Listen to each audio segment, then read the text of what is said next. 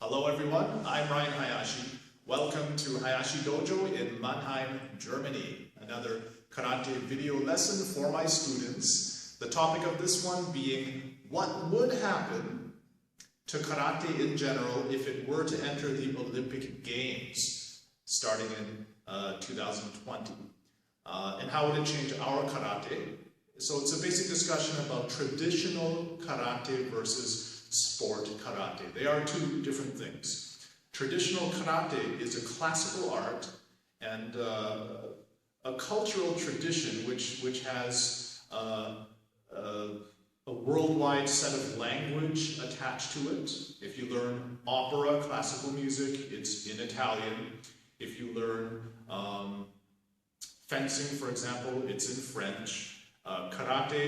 Traditional karate is taught in the Japanese language. It is also attached to the Japanese culture, philosophy, and traditions. Now, sport karate, it's a competitive sport which falls under two categories, kata and kumite. Kata is classical forms, which have been handed down over the generations from past masters, which to the spectators looks like a choreographed virtual fight or a dance. It would then be evaluated in number points, like figure skating. The other category, kumite, is then fighting. Now, the WKF, World Karate Federation style of kumite fighting, is controlled contact. The competitors do wear big, round, spongy gloves in red and blue. They look like boxing gloves. The same colored foot covers. Optionally, the more modern development is to wear shin protectors, a padded chest protector. For men, of course, mouth guards to protect the teeth and a groin protector. Points are then given for a clean technique that is landed with the hands, the feet, leg sweeps, throwing techniques are allowed. It's an exciting sport to watch. Now, what were to happen if the karate enters the Olympics? What would happen? I believe for some groups, some dojos, some associations even, a certain amount of training would then switch to a more sports-based focus. Some people would then focus more on competitive competition-style martial arts.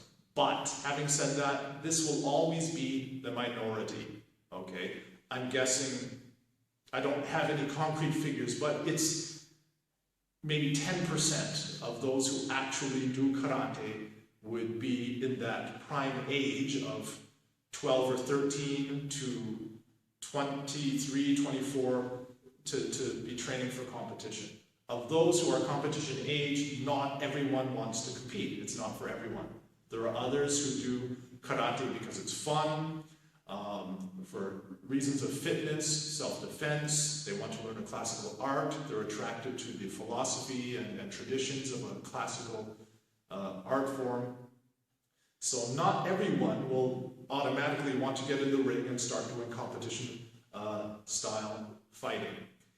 But if it's in the Olympics, it will attract more of those types of people. How would this change karate? It depends on the individual trainer, instructor, or dojo group. Speaking for myself, I would not change the way I teach my students. It would continue to be in the same traditional JKA, Japan Karate Association, manner of teaching as I was taught, the same style, the same syllabus. If in the future, from my small group of students, some of the younger ones are interested in competition, they can do that on the side as a secondary basis. And of course, if I see they'll put in the work, I will train them. But that is like a piano teacher training one of his students for a recital or a performance of one piece. That's not necessarily the end-all and be-all of that student's music education. Okay, it's just one part of their experience when they're young enough to do it. Now, how would it impact this balance of sport karate, traditional karate, we already have both, so I don't think that would change. I think the traditionalists would continue to teach traditional karate.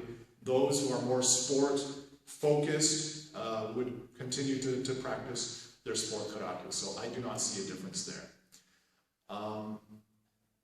Another comparison I would like to draw, a classically trained ballet dancer who could perform in Swan Lake could just as easily be hired for a Cirque du Soleil, Britney Spears backup dancer gig and do something else which looks a lot more pop or show style. They could do that. That does not necessarily represent classical ballet tradition, but their training is their training. You see what I mean? A classically trained Shakespearean actor could end up playing a Jedi in Star Wars Episode 8. That does not change their traditional training background. So I believe that the karate tradition as a classical art would continue, and that the sport would then flourish. But I believe that the beneficial effect we would get from, if it happens, from karate becoming an Olympic sport is the fact that the Olympic Games ranks up there as one of the planet's major television events that the whole world watches. Okay, it's up there with the Eurovision Song Contest, the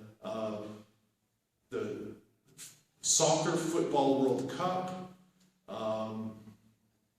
the halftime show. What am I looking for?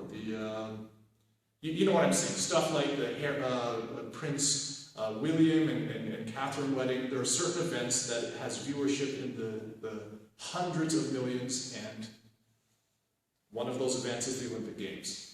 And I do not see that as a negative thing that would harm karate per se. It would draw people's interest. The people who then meet certain karate styles, instructors, or dojo groups would then either go on to learn that style or not. So, just my take.